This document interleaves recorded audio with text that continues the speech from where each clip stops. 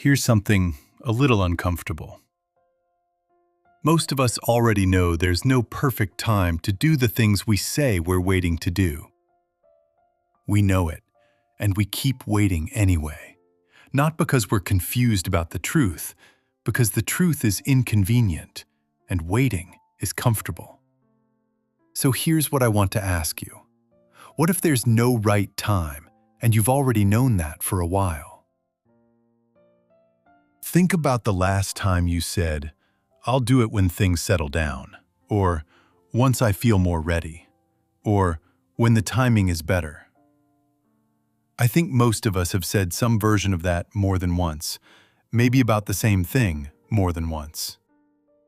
And somewhere, quietly, we know that things rarely settle down completely. There's always something, a new complication, a new responsibility, a new reason this particular month isn't ideal. Maybe it's the return to school you keep postponing until the kids are a certain age. Maybe it's the apology you keep rehearsing but never actually deliver. Maybe it's the art you used to make that you keep saying you'll pick back up once life is less chaotic. It's not that we're lying to ourselves exactly. It's more like we're being strategically vague. Vague enough that we don't have to admit what's actually happening. Which is, we're not waiting for the timing to be right. We're waiting to feel less afraid. And that's a very different thing to wait for. Because timing is external, it happens on its own schedule. But fear doesn't dissolve just because enough time passes. Sometimes it just gets more familiar, more comfortable, more disguised as patience. Maybe it's a business you keep saying you'll start once you've saved a little more. Maybe it's a conversation you keep saying you'll have once things are calmer at home. Maybe it's your health, and you keep saying you'll take it seriously once this busy season ends. The season ends, another one begins. The reason changes shape, but the waiting stays exactly the same. And underneath it, if we're honest, most of us are not actually confused about what we want to do. We're clear about the book we want to write, the trip we want to take, the relationship we want to repair.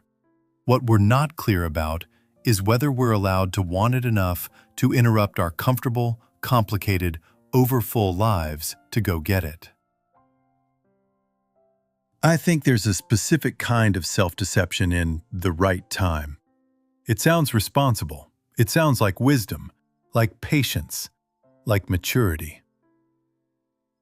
But if you actually watch what happens while you wait for it, nothing changes about the fear. The fear doesn't shrink while you wait. If anything, it grows. Because the longer you wait, the higher the stakes feel. The more time you've already spent not doing it, the harder it feels to finally start. There's another layer to this too. As long as you haven't tried, you get to keep believing you would have been good at it. The moment you actually attempt the thing, you find out.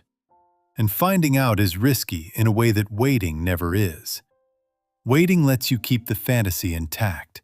The version of yourself who would have written the book, would have started the company, would have said the hard thing well, if only the timing had cooperated. Some of us don't have a boat. We have a business plan we've rewritten for the 5th time instead of registering the company. We have a manuscript that's almost ready to send, the way it's been almost ready for 2 years.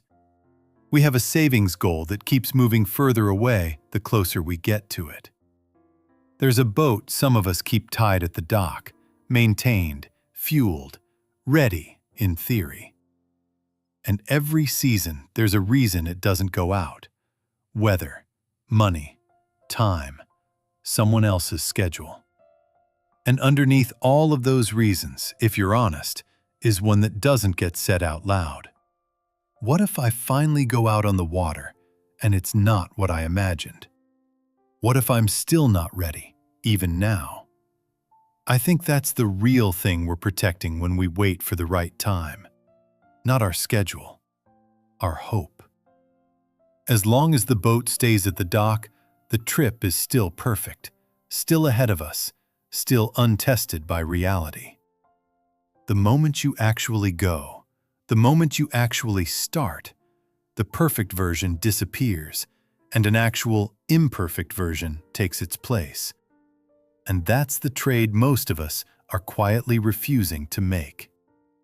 It's easier to imagine the version of the trip that could be flawless than to live the version that will definitely have something go wrong.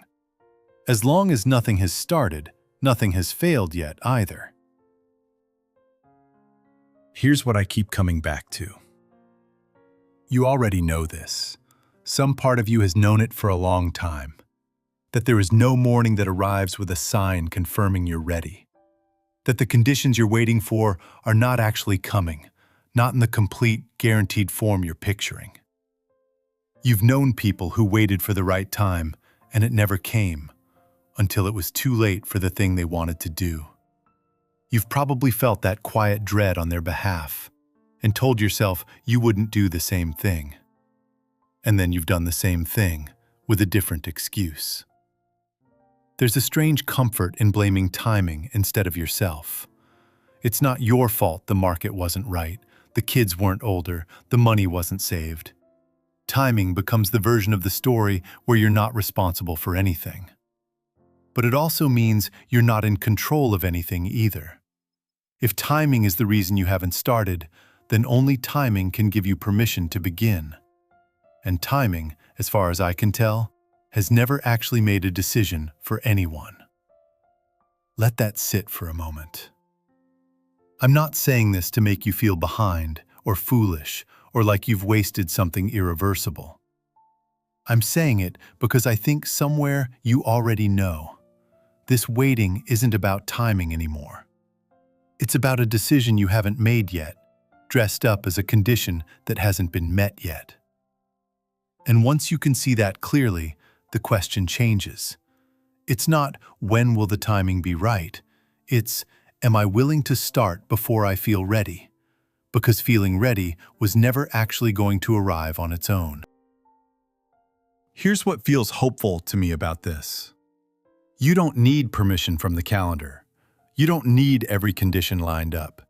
You need one small, honest step that doesn't wait for certainty. Not the whole trip. Just untie the boat.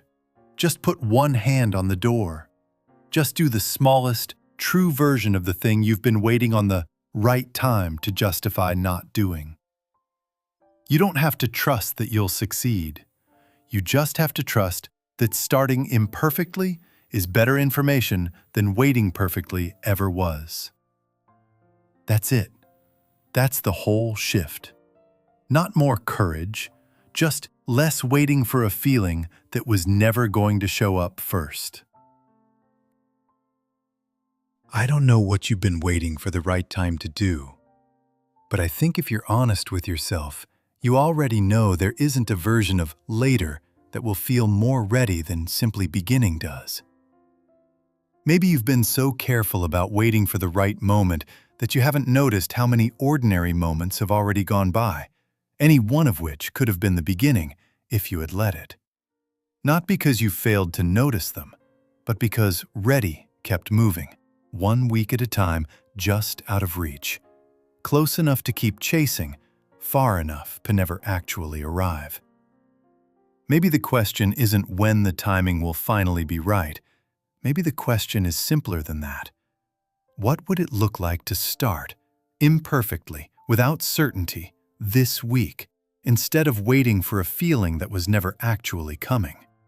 You don't have to do the whole thing tonight. You just have to stop waiting for permission that was never going to arrive. Maybe that's enough to start. Maybe the right time was always now, and some part of you has known that for a while.